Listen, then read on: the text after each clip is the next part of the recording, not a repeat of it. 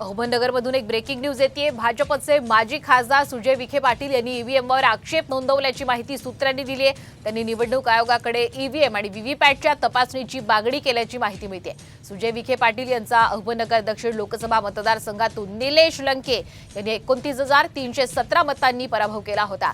आणि याच महत्त्वाच्या बातमी संदर्भात अधिकचे अपडेट घेण्यासाठी जाऊयात आमचे प्रतिनिधी सुशील थोरात यांच्याकडे। सुशील, विखे पाटील यांनी आता ईव्हीएमवर आक्षेप नोंदवलेला आहे, काय यावेळी त्यांनी मागणी केली आहे?